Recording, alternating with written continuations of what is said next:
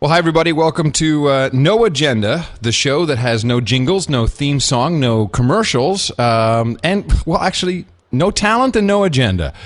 Exactly. It's Adam Curry in the Curry condo in San Francisco, and John C. Dvorak is in the Dvorak mansion south of here. North of here or south of here, John? Where are you? It's actually kind of across. Oh, I'm in the sunny community of Albany, which is the San Carlos of the East Bay. The San Carlos of the East Bay, nice. So as we're getting this the show together in the format, so we actually, just before I hit record, we're going through the topics. So I think we have, what was your first one, John?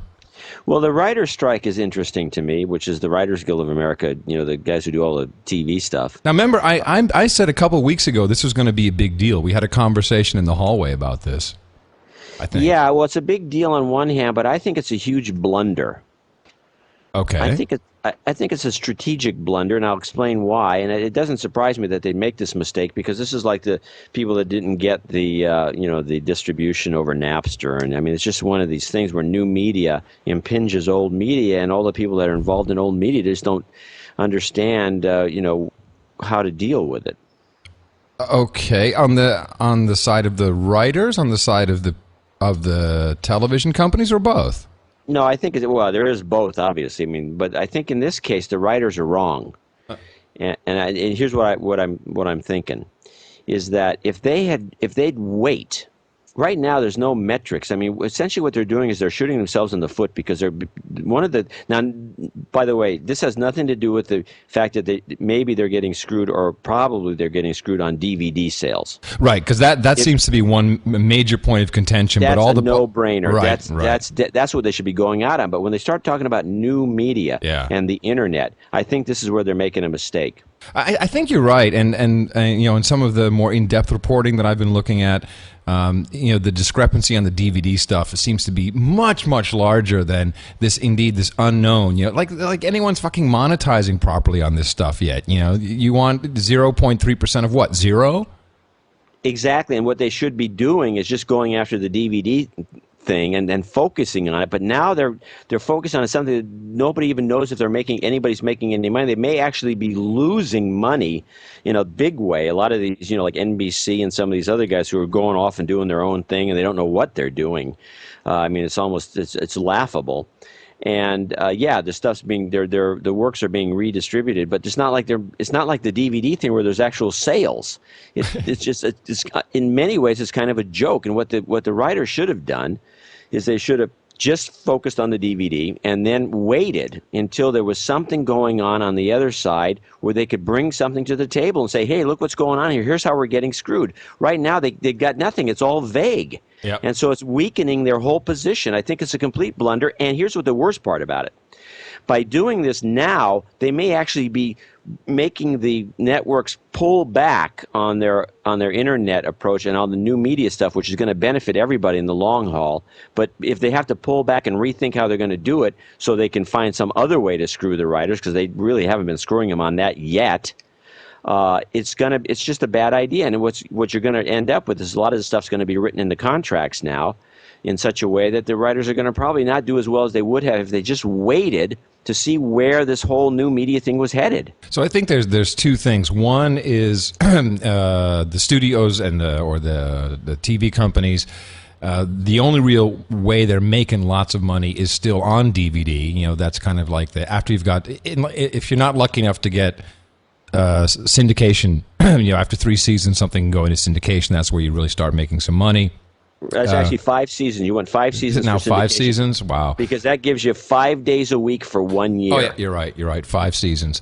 But that, of course, is also dwindling because, or at least I think everyone can see the light at the end of the tunnel. And okay, so clearly online it has huge potential. That's where the money will be shifting. We know that the eyeballs are shifting towards online. But it's interesting, this timing.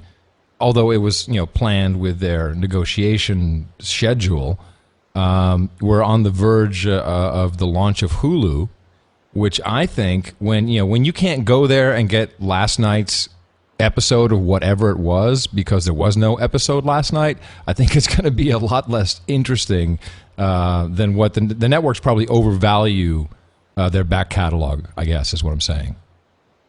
Yeah, well, they could. Yeah, that's a possibility. And we don't even know. I mean, the reviews are coming in on. I haven't gotten an account on Hulu. Yeah, me neither. I applied, but it's like I applied. they're tied into. I'm on the TSA list, man. How can I expect to get on the Hulu list? I should be able to get on this list as just from my fact that I have all these outlets. You're street cred, man. But I don't even know who to talk to.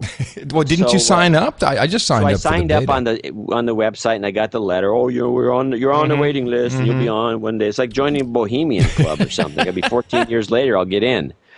So it's so I'm a little disappointed there. So, but other people have gotten on. I actually could probably call these guys and say, hey, can you let me borrow your password? Let me go check it out. Right. I haven't bothered, but the reviews are coming and they're kind of mixed, but there was an article that ran in the New York Times discussing this, and the cool thing about this article was in bits or whatever that thing is. The cool thing about the article was they had a lot of interesting comments from the commenters, the normal readers, and many of them were very critical of the whole concept and the way NBC was approaching this, and and their pals at Fox. Well, interestingly enough, now you just said something there, John. You don't have a beta account. I don't have a beta account. Who are these people that have seen this, and why did they get on the list? I don't know. It's worth asking. Yeah, find someone to ask. Who do you know that's gotten on the list, that has written about it, someone of influence? No, I think there's a couple of people at CNET, if I remember. And I mean, if you go to Google and look it up, you'll find people who are reviewing it, and they tend to be the early rah-rah boys, right. Guys who they've never seen anything in their life. This is the greatest thing ever, and that usually fades after, some more realistic people come into the scene. So maybe they're just slipping it to the shills that are going to give them high PR. I don't know. All I know is that the whole thing is messed up, and it's I can't believe most people don't think it's going to be successful just out of the gun. So just back to the Writers Guild of America, and actually I've been out all day. Have they gone on? Is the strike on now? Have they started that? From what I understand from the last news report I saw, it's a done deal, and it's going to happen on Monday. Okay. Pencils down. Pencils down mean pencils down. But whether it really does, I mean, things end at the last minute. It could be a threat, an idle threat. So do you think it'll affect our world? No, I think it's actually beneficial to, indie new media. Right, so it affects us in a positive way. Yeah, I think it's because people are going to be looking around at other things.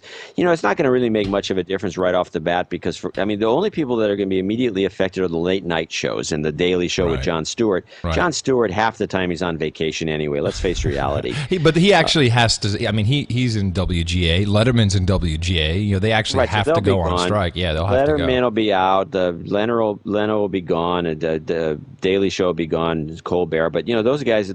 Colbert and Daily Show, those guys are half the time they're gone anyway. Repeats, yeah. I will say I'm all for unions, and if I'm not agreeing with the leadership and what their decisions are, but unions are a good idea, and I think people should be able to organize, and this shows power.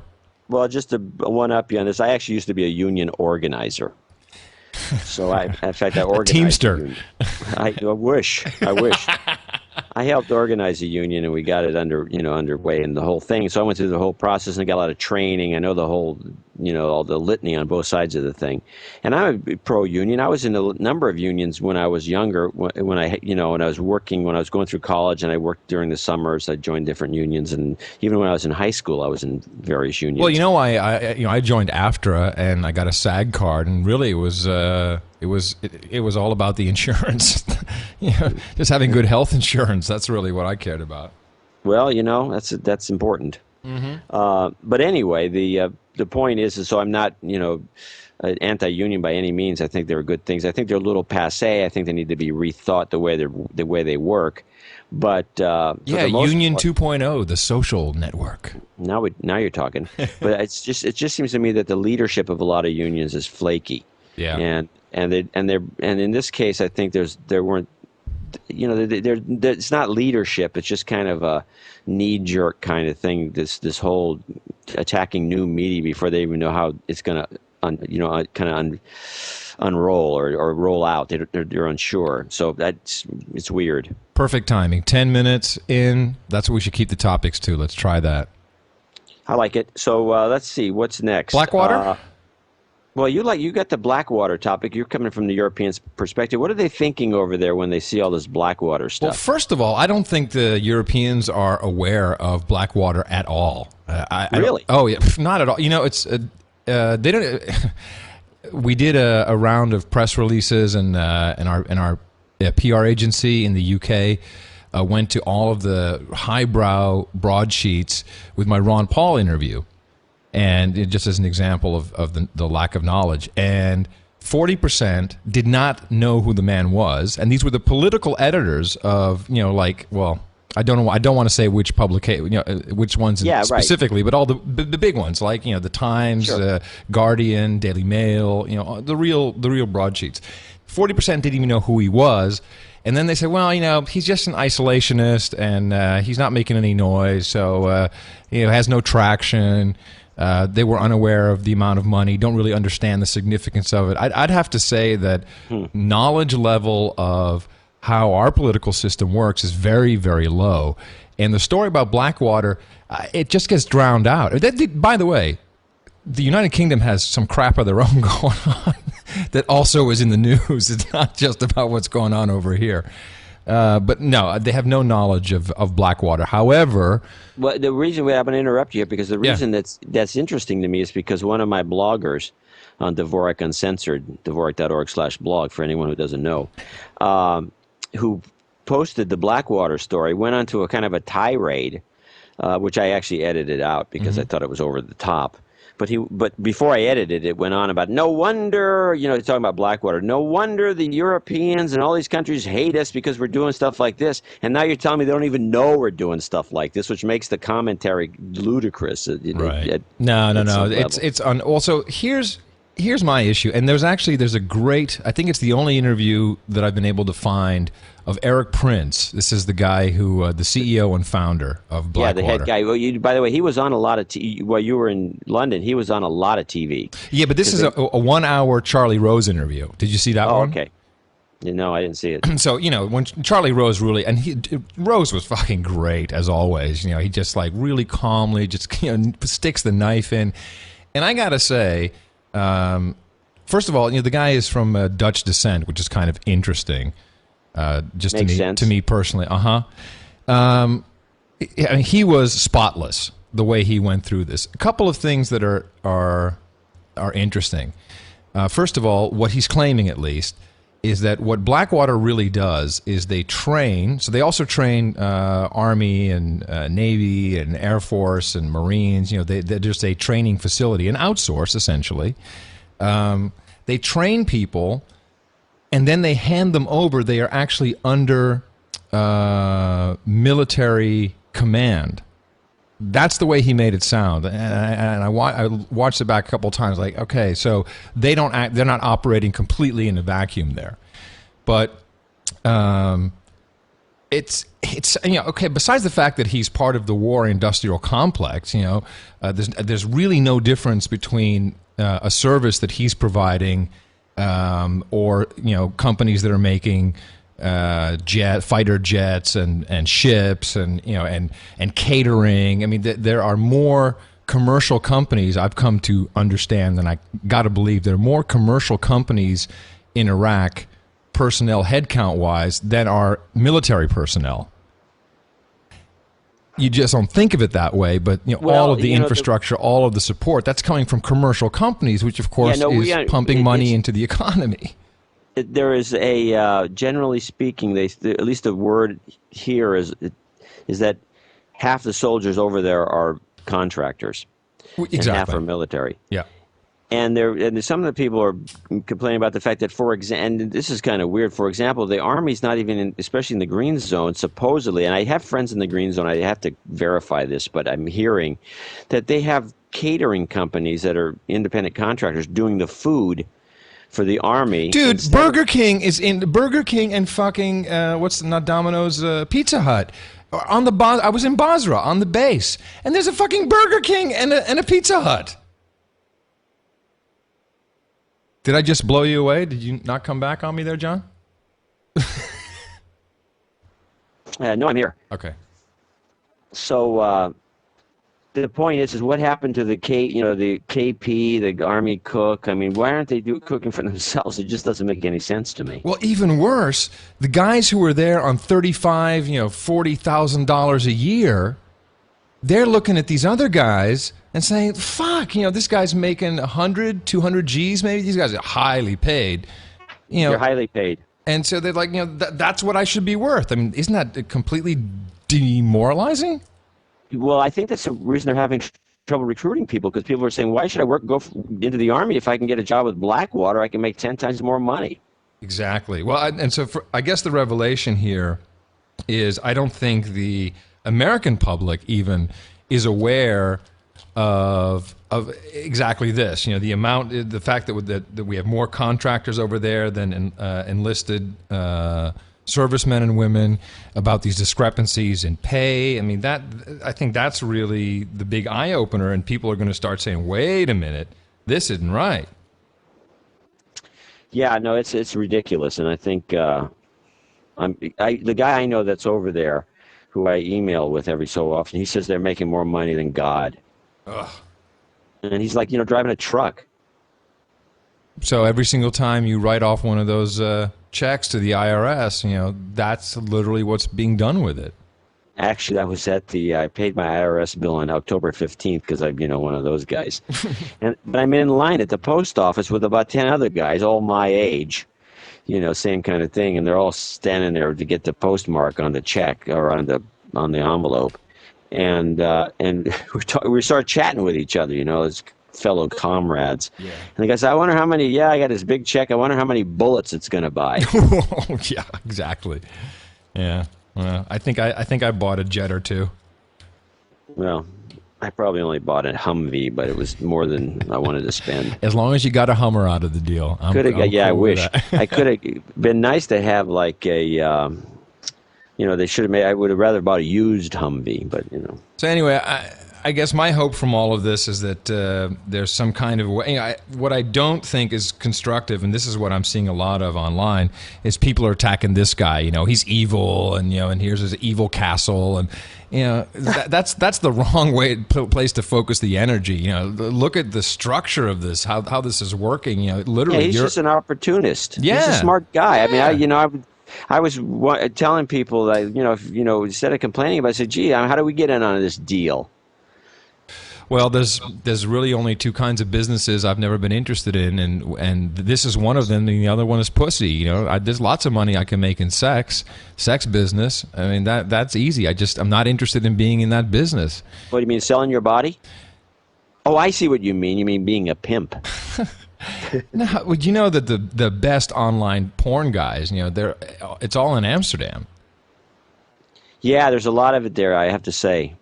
In fact, I ran it years and years ago. I was I went through Holland. I was at some event, and it was a early Boardwatch magazine thing. It was in Germany, and I ran into a bunch of these guys, and they said, "Well, you want to just take a run over to Rotterdam, and we'll go through Belgium, and we'll taste some beer and whatever." And we got in the car and went over there, and we stopped and visited a friend of a friend, and he ran. And this was like in the early '90s. In the early '90s, before the net was even going, it was the old bulletin board scene. Yep. And he had his nice little house, and it was just fine. Oh yeah, a sex farm with that's what we call them. With like and then in rooms. The back, he said, in the back room, he had a bunch of servers. And they were cranking out porn like there was no tomorrow. Yeah. Yeah. Regulation was real easy, and it's socially acceptable to set up a business like that. Yeah, and he was, cranking away, and I thought it was like, well, that's interesting. He was nonchalant about the whole thing. Yeah, that's the way we roll with it, man. us Beneluxers. Yeah, Beneluxers. So, but anyway, yeah, those businesses, you don't have to go to those businesses unless you have to, but it does look like easy money if you wanted to get caught up in it. But the funny thing is because when I was doing the tech TV show Silicon Spin, we used to have different people on. I used to have Danny Ash on a lot, and all kinds of other. Who's Danny Ash? Danny Ash was Danny. She was the one that she makes we figure $4 million a year, do just softcore. Oh, okay. All right. She's a soft core girl, Cool. and she has her sites. Danny's hard drive. Oh, Danny's hard drive. Okay, I've heard of that. Sure. And she, sweetest thing you ever wanted to me. She's gorgeous too, and she'd be on. But she was a businesswoman. She's actually a hardcore businesswoman, and she would have some real interesting insights into all this stuff. And her husband was like a lawyer, so she was like the businesswoman. He's a lawyer. She's a stripper, or not a stripper, but whatever she was. She showed, she was. She did like. She was really, an exhibitionist. That's what she was. High end sexy shots. Hot shots, right? That's about it. Yeah. But she would make it. We did some calculations at the time, and this was in the late '90s, '98 maybe, '99, something like that. That we figured she was made about 2.5 based on her numbers and the rest of what we knew. But the other people would come through this show, and they were porn people, and you could tell that they were being corrupted by it. Danny less so, because she was, I think she was pretty, just a normal exhibitionist type woman. But the other people you could see, especially men, you could see them just slowly creeping toward that. I think I'd look pretty good with that big gold necklace. Yeah, exactly. Maybe I should open my shirt up a little bit more. I'm growing some hair here with the gold necklace. I think it's going to look pretty good. That's a good look. Yeah, that's real good. And then you can just see him falling into it. I could grease my hair a little more. I think maybe that would look good. What about a mustache? Take away from this. When we're standing in line at the post office to put in our big-ass IRS checks, we'd much rather they go to porn that we at least can enjoy the fruits of our labor that way than through bullets and shooting hot lead at other people in deserts. What, are you advocating the government invest in porn? Yeah, right on. I'm running on that ticket. You wait. It might work. All right. What do we have next? Your turn. Well, a lot of people in Europe don't realize that we have this weird drought. In fact, I think a lot of people in the United States, unless they're local to Georgia and Tennessee and places like that, don't realize there's been a drought going on there for about a year. Really? And it just turned out that today, apparently, some town in Tennessee went bone dry. So everybody in this whole city, you opened the taps, nothing. Nothing came out. Wow, what a nightmare, huh? Well, it's not only a nightmare, but it causes all kinds of other issues, because when you take the water out of the system, the pipes now don't have anything holding them up in some places, and they start corroding real fast because oxygen is now hitting them, and you end up with a long-term problem that's hard to resolve. But nothing's going to get resolved unless it starts raining, and it won't probably rain in that area for another month. So has FEMA moved in yet? Well, that would help. No, isn't that what they're there for? Well, that's the emergency management agency. They're supposed to step in and save everyone. Well, I don't know what they got the truck in water, I guess. But it's interesting that we're having a drought. Well, over the last couple of years, they've been having these floods, especially in England, in those nice coastal areas around Cornwall. Not even the coastal areas, man. It was from Wales on up. And it started to hit London. That's when all of a sudden the emergency relief came in, is when Gordon Brown's hush puppies started to get wet. So what would happen if those tubes all flooded? Yeah, the for subway real. tubes. Yeah, for real. Well, I don't know. It would certainly fuck up my commute, that's for sure. You could fly in. No, but I didn't know that. So, but is this like a big town? Is it 100,000 people? I just found out about it. It's probably a small town, but it's the beginning of many towns. They're going to start drying up, it looks like. And Georgia's the next state to get hit hard. They're like down in, I think they're down to 60 days worth of water, and then they're done. Wow.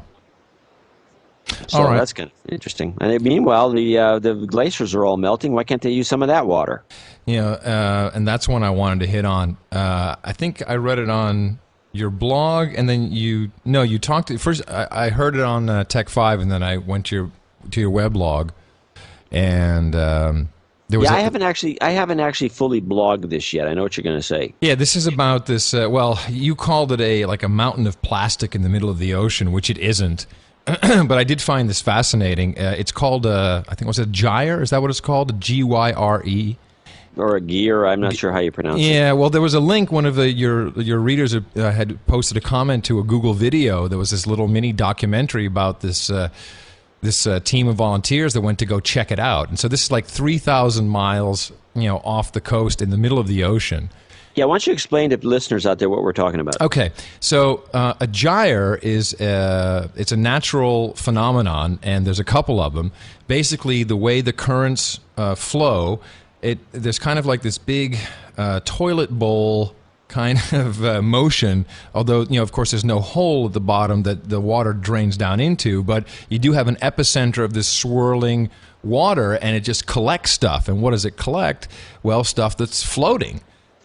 Like plastic, plastic and bottles and wood. and I couldn't really understand how large this area was, but I'm thinking like 10,000 miles. Just some unbelievable area of water, and they went through it, and literally, it's not like what you almost automatically imagine is this huge, like all these plastic bottles floating. Of course, that's not really true, because plastic does break down. In fact, it gets really brittle because of the salt water and the sun, and it breaks up, and it breaks into very microscopic bits that, of course, the plankton feeding organisms are now feeding on. And so that there's a whole sub story there of new deformed sea creatures like these monsters that are going to grow out of this shit. But there's 10 times as much plastic in the water as there is plankton. And it's just unbelievable. You think, you see stuff that just gets discarded and it goes out to sea, but where does it go? It goes into this big fucking, this cesspool in the middle of the oceans. It's supposedly the size of Texas. Right, that's more than 10,000 square miles. No. Well, no, I don't know how many square miles it is, but it's probably, I don't know, when I finally get the big blog. It's big. It's a big piece of gob of goo out there, and apparently birds land on it and often get trapped because there's plastic rope, there's buoys, there's all kinds of stuff that you'd kind of expect to be there, but there's fluorescent tubes. I just love the idea of a big buoy with a bell on it dinging. Yeah, but it's just like that's where all the trash goes. It was pretty wicked. Oh, here's a. If we're done with this one, I got a story that just blew me away. Well, wait, but let's not get finished. I think they should nuke it. Nuke the gyre? Anyway, your next story. Okay, thanks. No, this is like a music business story. Do you know who Seymour Stein is? The name rings a bell, but no. Okay, Seymour Stein is the guy who first he legend in the music business, started Sire Records. And Sire Records, has had many famous artists, but Seymour Stein is really known for Madonna. He really took Madonna into mainstream, did the first big album with her, and he was her Sire was her record label in the very beginning of her career.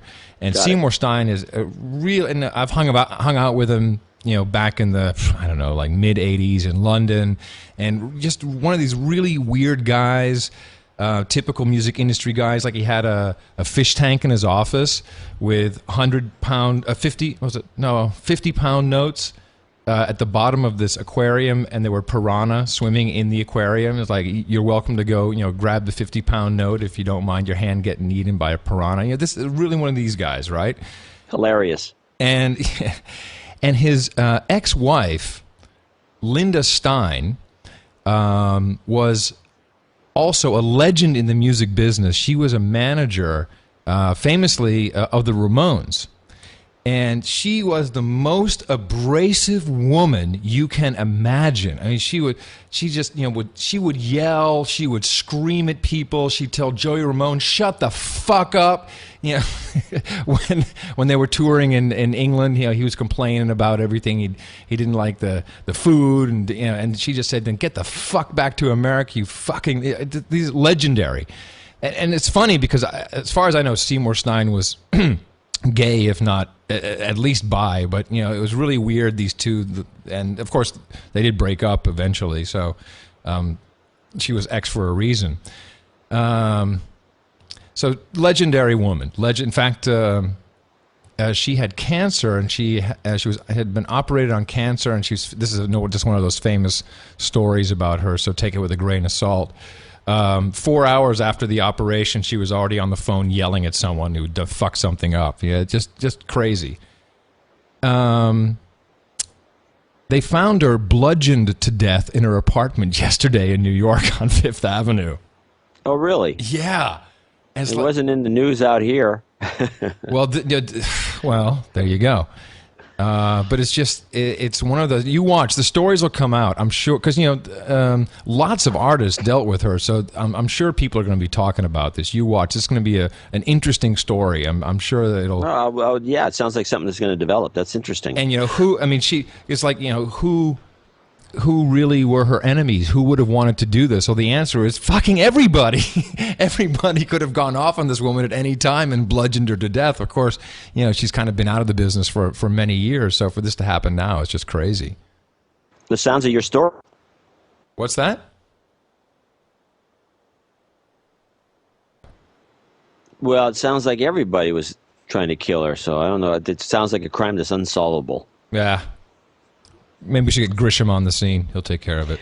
Well, we're talking about that kind of industry. We should mention the last story, I think, should be this one, which is the Rick Cotton saga, which is another story that's developing. If you think that other one's going to get legs, I think this one might get legs in the blogosphere. Because it's just starting to come out now, and it started with a posting in kind of a private newsletter. Then it went to Ars Technica. Now, one of my bloggers picked it up, and I have it on the blog, which is the Rick Cotton, the counsel, the general counsel for NBC Universal, apparently representing the company, made the suggestion that the society, I'm going to quote from the article, society wastes entirely too much money policing crimes like burglary, fraud, and bank robbing when it should be doing something about piracy instead.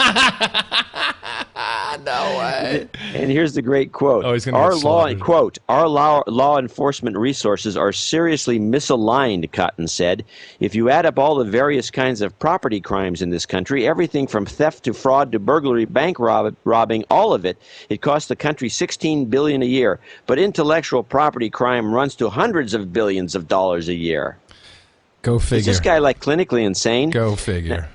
Now, I'm thinking, well, here's a guy who's just, a mouthpiece for the company. But in April, I did some more research, and in April, he was making noise about getting the White House to install a cabinet-level position for anti-piracy. What shows? What's wrong with these people? What shows does NBC produce? What is this incredibly important stuff that is so important to society? Heroes, I think, is something, and then there's a couple other shows. Get a fucking clue, dude. It's unbelievable to me. Unbelievable. Yeah, well. I mean, the fact that NBC would let this guy say that on their behalf, that burglary, essentially what we're talking about is burglary, robbery, bank robbing, all this kind of thing is meaningless compared to their crappy business and the junk they put on television. What was the context of this? Where did you say this? It was at I guess it was at either some meeting or an interview or something like that. I'm going to have to backtrack. we got to source that. I got to know more about that. Yeah, you can. It's actually right now. It's a little hard to find. You can go if you go to Ars Technica. They're the first people that actually started running with it, and they sourced it back to a kind of a newsletter that's online, and they probably have the original source of it. Dodgy. But sounds dodgy. Dodgy. No, it does sound. It sounded dodgy to me at first, and then when I found out that this guy was already working on this cabinet level, he wanted a secretary of anti-piracy in the White House. I figured it makes nothing but sense that he would say this. Unreal. To think. Well, I hope everyone rips this off and copies this wide. Please. And feel free to try. If you can sell some advertising against it, go ahead, insert some ads around it. Knock yourself out. We got no agenda. Exactly. We got no agenda. All right. So, all right, John. Well, next week, we can do it on Friday as well, actually. Did you do Cranky Geeks today, or was that not? No, what is that? No, Cranky Geeks on Wednesday. I did it. Wednesday. And, okay. If you're around next week, maybe we can get you over there. Meanwhile, we've got no agenda, and next week we're going to have more no agenda. No agenda, exactly. All right, I'm Adam Curry at the Curry Condo. And I'm John C. Dvorak. Okay, we'll talk to you next week. The best and the brightest, served up daily by the sharpest minds in content delivery. Podshow and Limelight.